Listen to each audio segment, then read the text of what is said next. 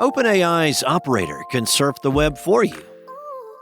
Epic Games will cover some iOS fees in its ongoing war with Apple. And another CNN streaming service is coming because that totally worked last time. It's Friday, January 24th, and this is Engadget News.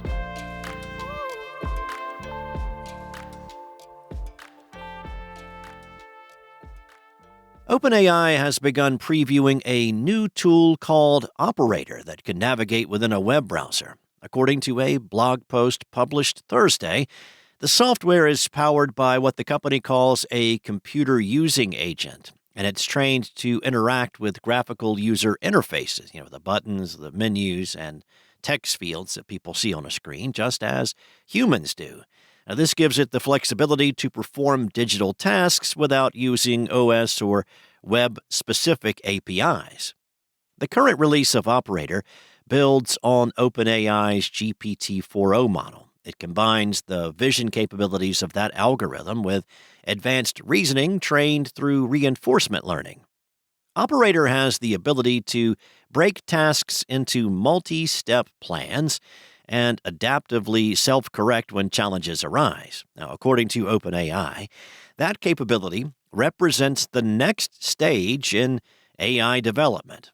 As with past research previews, OpenAI warns that Operator is still early and has limitations, and that it will not perform reliably in all scenarios just yet. For instance, depending on the complexity of the task and interface involved, the agent greatly benefits from the user taking a few extra moments to write a more detailed prompt. Per The Verge, Operator will give the user control if it ever gets stuck on a task. It will also hand control over whenever a website asks for sensitive information, including login credentials. The company says it designed the tool to refuse harmful requests and block disallowed content. OpenAI is making Operator first available to users of its $200 per month ChatGPT Pro subscription. It is also partnering with companies like Instacart to offer the agent on their platforms, though there again you'll need a ChatGPT Pro subscription to test the integration.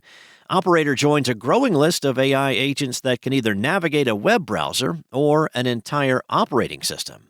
Anthropic was the first to offer the capability with the release of its Claude 3.5 Sonnet model in October, followed more recently by Google with its Gemini 2.0 model and Project Mariner. Epic Games had previously announced plans to bring third-party games to its mobile app, which is available worldwide on Android devices and on iOS in the European Union. The company will also offer a rotating selection of titles for free on mobile. In a post on social media, Epic said it was still fixing some bugs before launching the new games on its platform, but the company made waves with a move that could encourage popular games to join its free games program. Epic plans to cover the cost of the core technology fee on iOS for participants' first year. Apple charges a CTF of 50 euro cents for any install of an iOS app once it surpasses 1 million annual downloads and uses a third-party store. Apps with global revenue of less than 10 million euros have a 3-year grace period.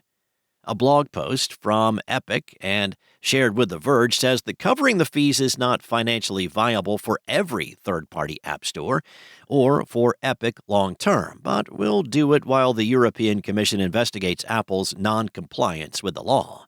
Now, the law in question is the Digital Markets Act, a digital competition law in Europe, which has already targeted Apple. Fees levied by Apple and Google for use of their platforms has been a source of great debate in the tech and gaming spheres. Epic Games has been in conflict with Apple several times over the years, alleging the tech giant has engaged in anti-competitive behavior.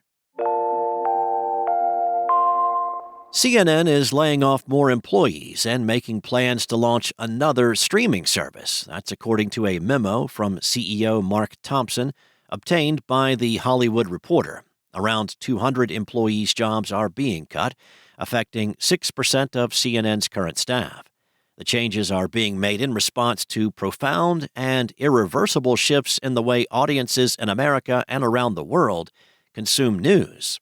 Launching a new streaming service after the abject failure of CNN Plus, the former streaming home of Stanley Tucci searching for Italy, is apparently tied to that same thinking. Some of CNN's shows are already available on Max, the streaming service of its parent company Warner Brothers Discovery. But this new service would presumably be a benefit for subscribers who pay for CNN directly. The company launched a subscription to CNN.com in October of last year for $4 per month or $30 a year. Given the less than 10,000 daily users CNN Plus was reportedly able to bring in, it definitely seems like any new streaming service will have an uphill battle. Thanks for listening. There's more to these stories and more tech news at Engadget.com. This episode featured journalism from Igor Bonifasic, Anna Washenko, and Ian Carlos Campbell, and was voiced and produced from the boutique sound studios of Spoken Layer. Enjoy your day, and I'll be back on Monday with more tech news from Engadget.